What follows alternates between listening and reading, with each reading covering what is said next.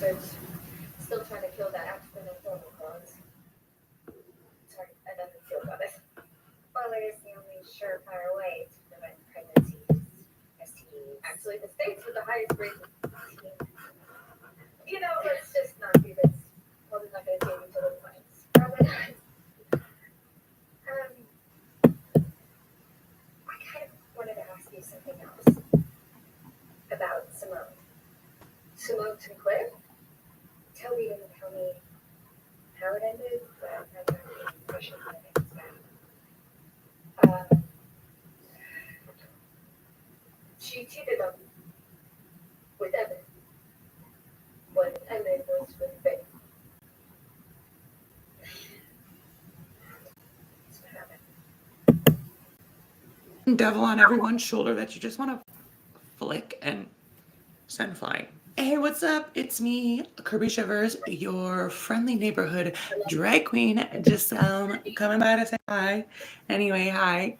If you click this video and you don't know who I am, knock knock, hi, who's there? It's me, Kirby Shivers, and I'm a drag queen. Like I mentioned, and I like talking about true crime. So today I'm going to discuss a true crime case while I get into my drag makeup. So yeah, if that interests you, what are we waiting for? Oh, shit. Yes, my foundation is already done because, to be honest, I don't like talking while I do it. I've decided it was a normal spring night in 1999 for Calpurnia Addams as she performed at Connection Nightclub in Nashville. It was the largest gay-owned and operated nightclub in the US, and she was one of their lead showgirls, working at it full time and one of their ones that was contracted. Calpurnia was used to seeing groups of soldiers coming into the club from the nearby Fort Campbell military base. By nearby, I mean like an hour drive, and I say nearby because going out in Nashville was pretty much their easiest way to have fun for the night. It was a huge compound, and the base itself actually straddled the Kentucky-Tennessee border. So with that in mind, like I said, Nashville was like the closest big city with the most to do. And a lot of times all these men would make their way to Connection, considering, yeah, it was like a gay nightclub, but it offered so much more. It was like 44,000 square feet, I think, and it had a theater stage, live music. So it wasn't just a gay nightclub. It was just gay owned and operated and very gay friendly. We'll put it that way. There was something different this night, though. Among the crowd of troops, there was a fresh face, and that fresh face caught Calpurnia's eye. And that fresh face belonged to Barry Winchell, a private first class, give me a sec, private first class who was part of the 2nd Battalion, 502nd Infantry of the 101st Airborne Division. I don't know what any of that means, to be quite honest. Military rankings, even when I look them up, even when I read about them, they just kind of, they are airborne right over my head. That is for sure. Let's dive a little bit deeper into Barry Winchell. Now, Barry was born on August 31st, 1977 in Kansas City, Missouri. He was known for what his mother, Pat, would lovingly call his shit-eating grin. We all know that term. She said that he was a very sweet, if not mischievous little boy, but like, what little kids aren't a little devious, you know? Things weren't necessarily great for Barry, though. At a young age, he was diagnosed with dyslexia, and he said he struggled quite a bit with maintaining himself while also being kind of bullied or ostracized for being considered learning disabled. He almost felt like he had something to prove or someone to impress and prove that he was more than just a dyslexic kid. So, with that in mind, he proved everything he could as quickly as he could when he joined the military in 1997, proving himself to be a quote unquote exemplary soldier with a crazy accurate aim when it came to sniping. Which feels kind of weird that we applaud such a skill, like you're good at sniping people. Anyway, that has nothing to do with the case. Just know that he was so good. Matter of fact, he was considered one of the best shots. He spent a lot of his free time making sure he was perfect and that he knew everything there was to know, keeping up to date on manuals and new directives. He even complained, well, not complained because that was the complaint. He said if he had one complaint about being in the military, it was the amount of downtime. He'd much rather be practicing, working on his already incredible aim as a sniper. He just had an itch to learn and grow. Barry wanted to enter warrant officer school and eventually learn how to fly a Black Hawk helicopter. But being so good did not mean that Barry didn't know how to be a little bad too. You know, all work, no play, that type of thing. He liked to party and drink with the best of them. So he knew how to have a good time. And that is when his newly assigned roommate, Justin Fisher, would invite him to go out for a night in Nashville. And that is what would bring the group of men to connection on the night that Calpurnia Adams was working. Rumor has it that Fisher, Barry's roommate, initially had his eyes on Calpurnia, but Calpurnia pretty much only had eyes for Barry. After initial introductions, Calpurnia was honestly shocked at how kind of caring and interested in her Barry was, because she was, of course, used to all these military men coming and hitting on her and the other working girls. But Barry actually, she was shocked. He was actually very respectful, and he actually seemed to want to get to know her. So many of the other military men were just kind of there for a down low hookup, basically. A dirty little secret. Don't tell anyone or you'll be just another regret. But Barry treated her with respect and wanted to get to know her. And he even asked her out on a coffee date instead of just making a move on her. He wanted to get to know her. She loved that. According to her, he really made her feel like a woman. And she is a woman. There's no denying that. I'm just saying, according to her, he was like the first man that really kind of just made her feel like quote unquote normal, I guess. From that night on, their love just kind of flourished naturally and quickly, kind of blossoming right in front of both their eyes, moving quickly in just a few short months. They both understood each other pretty well. According to Calpurnia, Barry never made it a weird point or even mentioned really the fact that Calpurnia was a trans woman.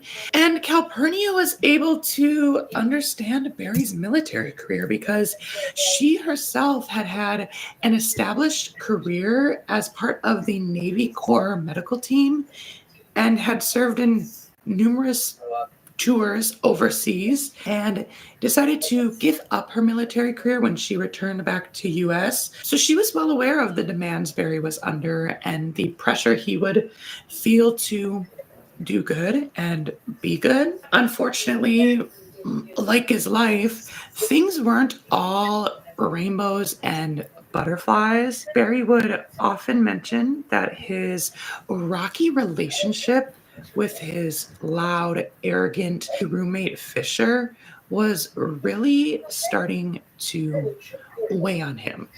Now, things had gotten progressively worse over the months, especially as Fisher began to put two and two together and realize Barry was spending all of his free time with Calpurnia because, well, Barry was never ashamed or embarrassed, but Fisher began to spread vicious rumors around the military base about Barry being a gay man. And this is scary no matter what. You know, if you're closeted and you're not ready to come out, being outed, especially in such a macho place, can be scary, especially in the 90s, in the height of President Clinton's Don't Ask, Don't Tell initiative, which was actually really terrible for gay people who wanted to serve in the military. But we will get into that either later in this video or in part 2. I have a feeling I might have to do a part 2, but we'll see when we get there. Anyway, Barry was stressed literally because he didn't see himself as gay. To him, Calpurnia was a woman, and he was attracted to her as a woman, not as a trans woman. And to him, he was in a heterosexual relationship. So these rumors that were flying around the base and kind of fucking up his relationships with people, to him were just malicious and not true. But of course, you can't expect some douchebag like Justin Fisher to understand the nuances and understand that trans women are women, and therefore, yes, Barry is straight. So of course, he just was relentless. He never let up. So who the hell is this Justin Fisher guy? At the time, Justin Fisher was 26, which is honestly pretty old for a private first class, especially considering most of them enlist into the military, whether it be Army, Marines, Navy. They enlist right after or shortly after graduating high school, but there's a reason it took Fisher forever to enlist, and that is because he was too busy being a dirtbag. The years in between Fisher dropping out of high school and joining the military were filled with many what they call entanglements with the law, from disturbing the peace to burglary, robbery, theft, trespassing, you name it. Justin Fisher probably tried it in his small ass hometown and wreaked havoc on anyone who came in contact with him, basically. Fisher was unfortunately known for his ability to get people riled up and egg people on, often known for his ability to get two people to fight. He was basically the little fucking devil on everyone's shoulder that you just want to flick and send flying. Gone, girl. Get out. So many would say that Fisher was fun to be around when he wasn't.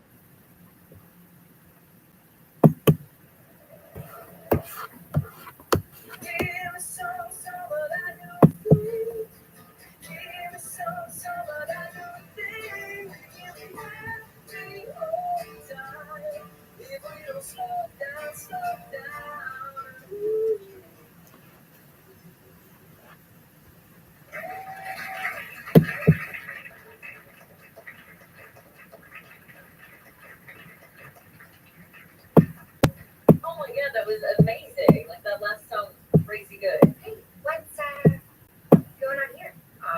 This is Simone. Yeah. And this is Vicky. Hi.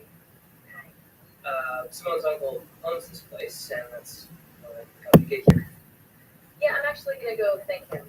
It was nice to meet you. So, how did you know I was gonna be here? I I saw the text of it.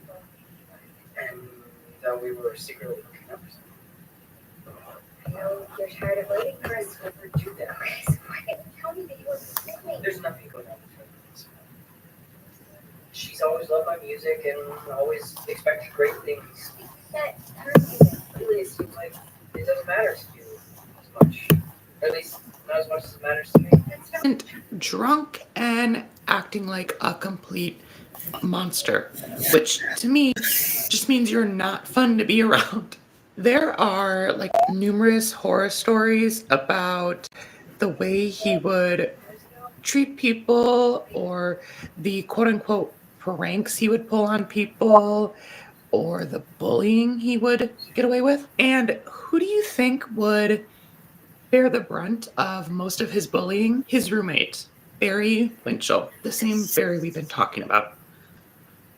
Just to clarify, it seemed that Fisher hated the fact that Barry was gay, or what people consider to be gay. It appears he hated that Barry was gay, constantly calling him a faggot and like a butt pirate and like butt muncher and all sorts of really mature things for a 26-year-old to be saying, right? Right? Oh, wait, no. Even though low-key, it seems like he was more so jealous. Like he was one of those self-hating homos who was like, because we saw that, according to rumors, he initially had his eyes on Calpurnia, remember? And later, not to give anything away, but later in trials and witness statements, it would come out that Barry was often, or a few times, I won't say often because I don't know how often, Barry was known to wear ladies' lingerie. Also, apparently, he was well known at Connection for going there just to hook up with the drag performers, the showgirls, and then call them names. He would continually push Barry to the point of breaking. He really wanted to see Barry's like calm, collected demeanor crack. I think this also made him mad that Barry didn't really give him the attention he was ordering. Hi, here's the attention you ordered. And Barry wasn't giving in. He would consistently just like, what the fuck ever? I am too chill for this shit. I'm not doing it. But he was successful multiple times, including one time. So one time while making the hour drive back from Nashville, they were all in Barry's car because Barry was one of the few people who had a car on base, and they were in Barry's car, and Barry, in his car, in case you didn't know it was his car, he lit up a cigarette. And Fisher hated smokers. He hated it. He lost it. He started like slapping Barry's head. He climbed over the seat and like started straddling the seat trying to strangle Barry. And it was so like intense that the driver actually had to pull over and they had to calm Fisher down. And he spent the rest of the car ride muttering about how he was going to kick Winchell's ass good or kick Winchell's ass. And then he just kind of passed out. Fisher was able to spread these rumors of Barry being gay far and wide, and it didn't take long until almost everyone in the company was referring to Barry as the faggot. Oh, the faggot this and the faggot that. They also started using the same outdated, archaic terms like butt pirate and fudge packer. Let's get a little bit original here. The torment honestly seem to ever stop, and even worse, they tried covering it up as some sort of military humor, like locker room humor, almost like ha ha ha faggot, ha ha ha, I'm just kidding, right? Getting sick, truly. So you're probably thinking to yourself that this all seems to be like it is coming to a head soon. You would be right. Because the turning point for Officially had our first. Fisher's ability to really stir shit up came on July 3rd, 1999. So, July 3rd, in case you didn't know, is the day before July 4th. Right? I know. I was shocked too. And July 4th is the all-American holiday. You know how it is. And I can only imagine how crazy and wild July 4th could be on a military base when people like get to let loose and celebrate the country they're serving, I'll say serving. So it was like a pregame time for them, really, July 3rd. And yeah, pre-gaming they did. It was Barry, Fisher, a group of guys they regularly hung out with. You can find out more about specific players in this case, really, but I didn't want to introduce all these sergeants and private first classes and colonels and stuff like that. I didn't want to like confuse or system overload you, download too much into your brain. So who you need to know right now is obviously Barry, and then we have his roommate Fisher, and then we have an 18-year-old, so a fresh-faced newbie named Kelvin Glover. I shouldn't have said fresh face, because apparently this kid was a fucking disaster. I guess he got on a lot of people's nerves, and he constantly talked about how he was so like bad and wild, and he got kicked out of high school and he got his GED, and he basically lied to get into the military because yada yada yada, you know, I committed crimes, I've robbed and I've attacked people. And that's so great that you're so proud of that. They were hanging out pre-gaming, and of course Glover is not old enough to drink. Like I said, he's only 18, but you know, that doesn't stop him, and no one around him is going to be like, stop drinking. I mean, he's in the military. You can serve your country, but you can't drink. That's what they say, right? So anyway, the booze is flowing, and Glover's ranting and raving about how badass he is and all the shit he did. And Barry gets sick of it. He just gets annoyed. So he looks at Glover and he's like, calm down and take your drunk, cheery ass to bed, please. And this sets Glover off. So Glover gets all up in Barry's face, and Barry is just trying to ignore him. He's like, oh, Jesus Christ, what have I done? And Glover just won't let it go. The bottle in Barry's hand, he keeps trying to knock it out of his hand. And finally, Barry throws the bottle down, gets up, and he slaps Glover 4 or 5 times before grabbing him by the waist and throwing him to the ground. Once he's on the ground, he pins him down, and he keeps him pinned because he knows Glover is really gonna freak. So he's like, are we cool? Like, let's squash this shit. Let's just move the fuck on. Glover's like, I ain't done, bitch. I ain't done. Like, stuff like that. When Barry finally let Glover up, Glover shouted, it ain't over. I'm gonna fucking kill you. This is not over. We ain't through. And this broke Barry. And Barry finally like lost it. He started crying and he shouted, why do people have to push me to that point? So Barry storms off and heads back to his room.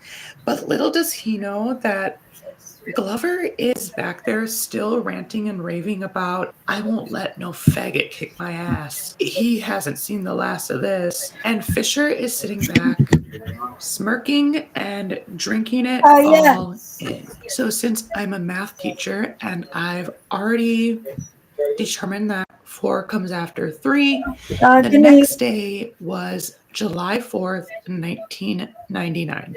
Now this day was a very important day for Calpurnia. She was competing in the Entertainer of the Year pageant for Nashville. And for those that don't know, it's like a major drag competition. It's like one of the biggest pageants a drag queen can compete in, or like a showgirl, as Calpurnia liked to be called. But basically, she was competing for Entertainer of the Year for Nashville. She had competed before, like I said, but this year she really felt like it was her year. So she invites Barry to attend the pageant because duh, why wouldn't you invite the man you love to see you on such a momentous night? Unfortunately, Barry turns her down and says that he has other obligations to be on mascot duty, which is basically just pet sitting the blue healer that the company considered their mascot. Of course, Calpurnia, like I said, she understood the pressures of military, the whole like loyalty and trust. So she was sad and disheartened, but she wasn't like mad at him. She just was like, okay, I mean, that makes sense. But for like someone reading it and for other people I know who have discussed the case, it's hard not to think he was avoiding spending as much time with her, kind of hoping that he could get through the next few months and the rumors of him being gay or who he was dating would kind of like die down. I don't know. That's just an interesting thing that I thought while researching it. Is that even important? I don't know. I just wanted to add that. So that night, the night of July 4th, Calpurnia competed in the pageant and she won. She was elated. She finally achieved the next major goal in her career as a showgirl. The only thing that sucked is she just wished Barry could have been there to celebrate with her, and she couldn't contact him because he was on base, but she knew that as soon as Barry found out, he was going to be so proud of her, and she couldn't wait to celebrate that moment with him.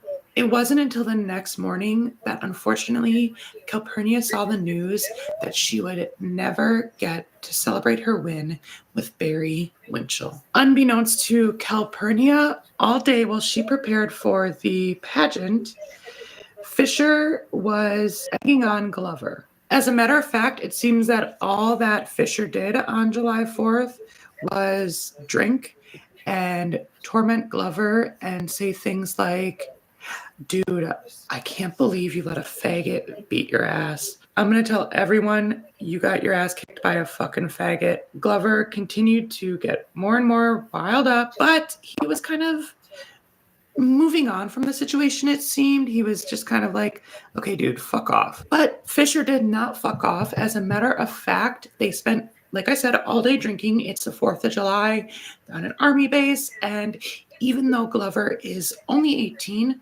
Fisher was more than willing to supply him with booze. He saw someone on the verge and someone who he could easily manipulate, and that is exactly what he did. Story says that about 11:30, even though there was still like multiple parties raging on the base, they made their way to one of the on-post shops and bought 2 big old 40s of alcohol and drank them together, returning to the room he shared with Barry Winchell, room 303. When they walked up, Barry was laying on the cot with the blue healer close by, and Glover looked at him and said, "What's he doing out here?"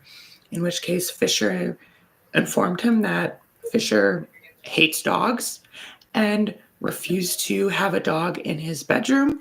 Therefore, whoever had mascot duty had to watch the dog outside of the room and sleep on a cot. This is when they began to really kind of fuck with Barry and play jokes on him by hitting him in the head, like slapping him in the head, running to the room before he could come to, and then once he fell back asleep, they'd run back out and punch him in the head again. Finally, he got sick of it because, duh, of course you're not going to be like, haha, guys, that's so funny. So Barry got up, stormed into the room, and was like, guys, just chill the fuck out and quit fucking with me, basically. Stormed back out of the room, slammed the door, and returned to his cot. Glover was furious.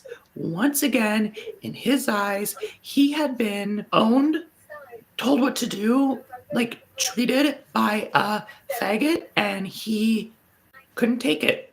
He was so fucking mad. He paced around the room and grabbed a baseball bat, one that Fisher had conveniently just purchased not too long before this night. And Glover has this bat, and he is pacing around, swinging the bat, acting like he has lost his mind. And he starts saying shit like, I ought to go out there and fucking kill that faggot. I should teach him a lesson and this and that. And as he's getting closer and closer to the door, Fisher looks at him and says, then go do it. The next thing Fisher knew, about 20 minutes later, Glover came back into the room. The bat was covered in blood, and so was he. And he said, I did it. Fisher instantly grabbed the bat, took it to the sink, rinsed it off, and put it away. And he said, this stays in the family. So basically, what happens in room 303 stays in room 303. They decided to leave the room and get away from the scene. And when they left the room, Fisher walked out and saw Winchell's body lying on the cot, covered in blood. There was a halo of blood splattered all around the walls around them, up to 15-foot arches of blood. He was unrecognizable. Blood was pouring from his left ear. His eyes were swollen and black. And when I say black eyes, you probably think I mean like bruised, but no, the whites of his eyes were literally black. Glover walked up to Barry lying on the cot and slapped him in the face. And when he did that, Barry began to make gurgling noises. This is when Fisher asked if he was dead. Glover grabbed his head, lifted it, dropped it, and it kind of fell to the cot with a thud. And he was like, oh yeah, he's dead. But Barry Winchell was not dead. However, the two boys thought that he was. So to cover up their crimes, Fisher had Glover run. Glover ran, and Fisher began to give the performance of his life, basically. He started shouting, Winchell, Winchell, wake up, please, wake up, and his shouting over and over caught the attention of people who were in their rooms or outside, and other sergeants and privates came running up the stairs to the third floor, where they found Justin Fisher covered in Barry's blood, attempting to get him off the cot and carry him to safety. So he was very much like bridle carrying him. He was literally slipping out of Fisher's hands, and Fisher was only able to get him down to the next little round of stairs before he had to let him sit there because he couldn't carry him anymore. The soldiers who came running to their aid, once they saw what was happening, ran to the nearest payphone and tried dialing 911. And they called 2, 3, 4, 5. They called so many times and nothing was happening, because little did they know at the time, you could not call 911 from inside the barracks. I don't understand this law. It's no longer a thing anymore. For some reason, whatever reason, back then, you literally couldn't call 911, but they didn't know this because up until this point, they had never needed to. So by the time paramedics got there, it took a little over 30 minutes. That, with how long it took Fisher and Glover to bring attention to it and how long it took Glover to actually attack Winchell, everyone suspects that Barry was losing blood and in his current state for just over an hour, but still holding on to life and the hope of survival. Like I said, Barry technically survived the attack, succumbing to his wounds on July 6th when his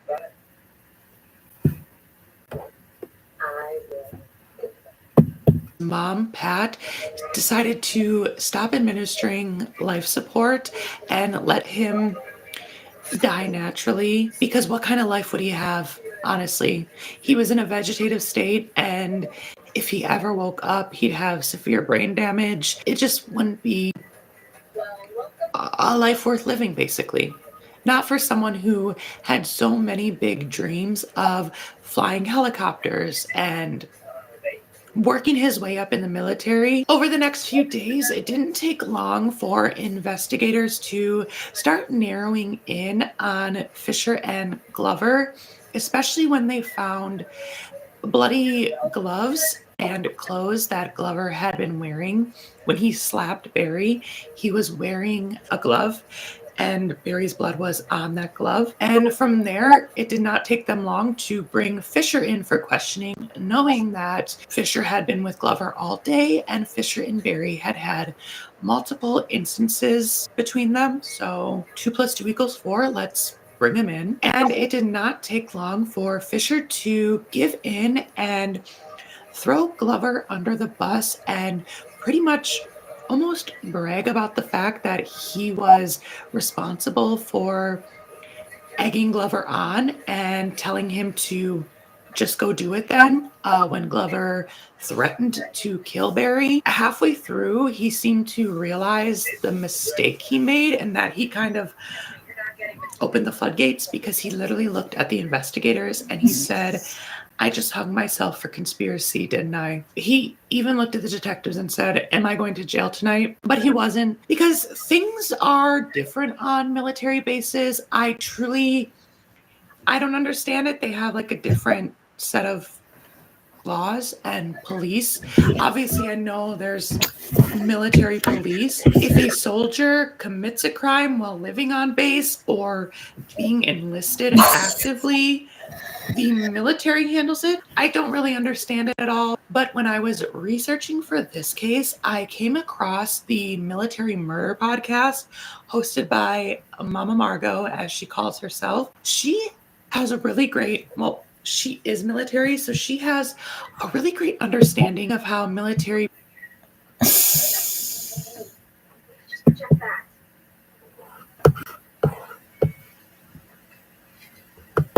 Could do a midnight shower. Two things are running against me. National parks and historic landmarks. Next thing I do. Is it all the national parks? You interested? Sure. Chase, hi. Hey, Daphne, this is Kerry Reisler, my scope leader, and maker of this most excellent eclair. The pastry cream is amazing. Thank you. You know, it was so much better when I was in Paris, but that's probably just because I was in Paris. You think that's sweet? Yeah, just for a year. I would have loved to have stayed longer, but I had to get back and see my fiance. You're engaged. Yeah. Relevant. We're about to go ring shopping. Congratulations. Thank you. Oh, speaking of devil.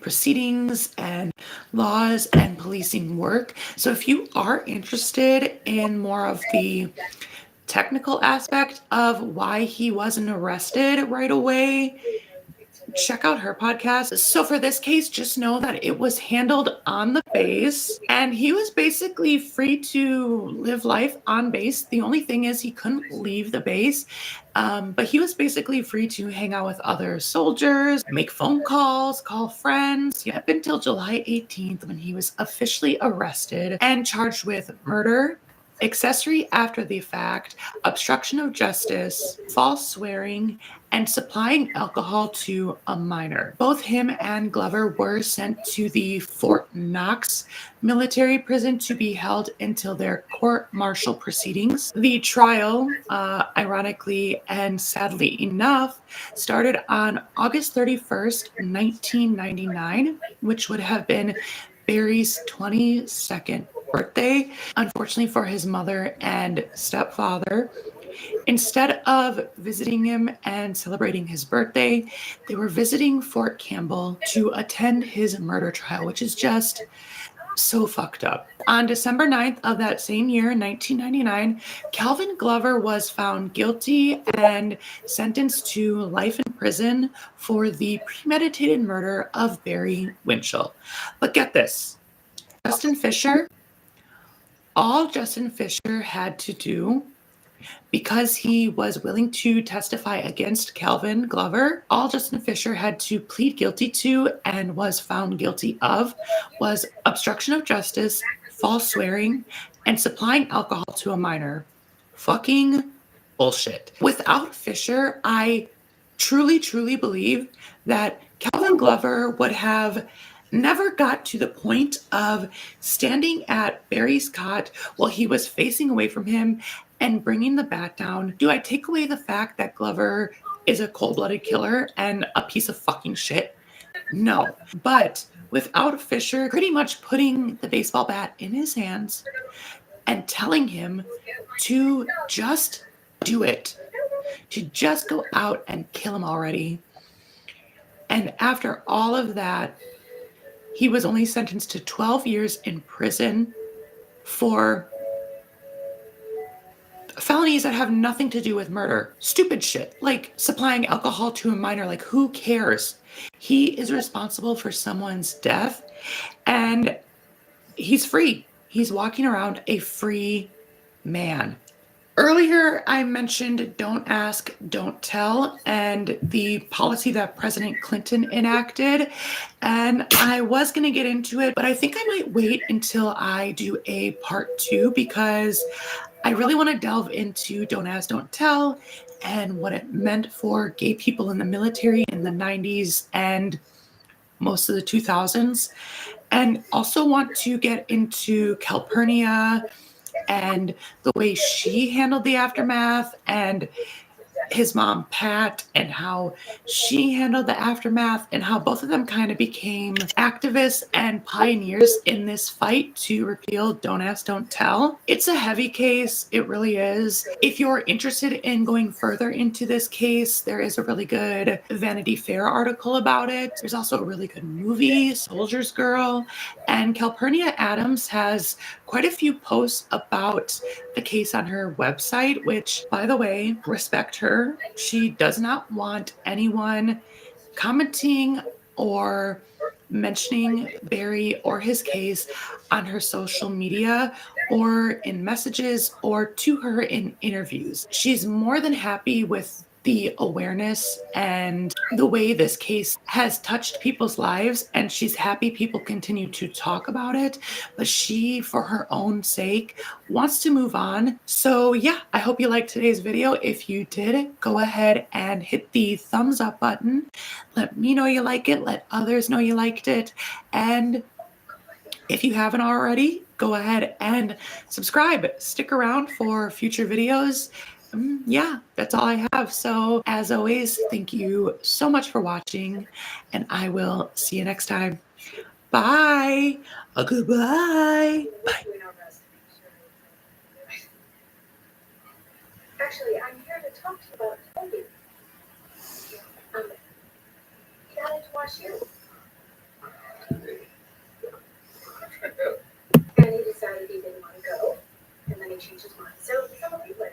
And I was wondering if you do me a favor and make a call. Sounds like he doesn't know what. Then it's our job to help you figure it out, right? I'll see what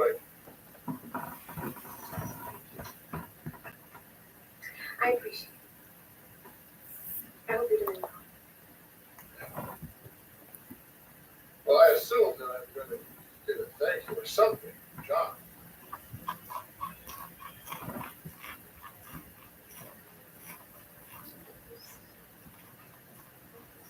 Suppose not.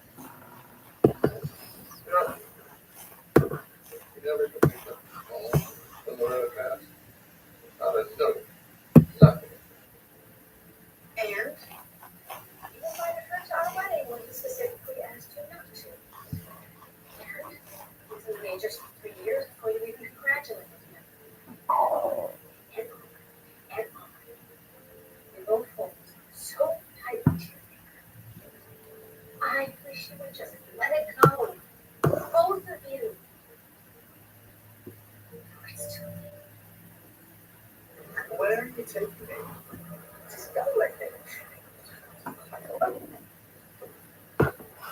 Oh, I wish I knew it was Helen Keller Day. Oh, you're in luck. Next Wednesday is a bigger day. Sorry, I thought you were dead. That would have made it okay.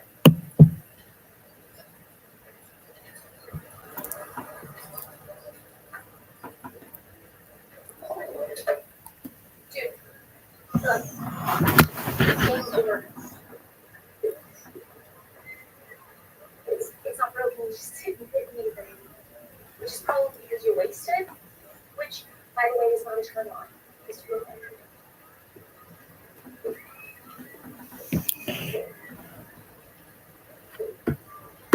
I'm sorry, I didn't totally get that, but seriously, it's time to go.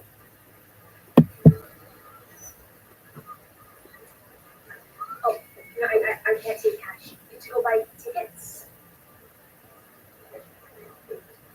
I'm sorry, I don't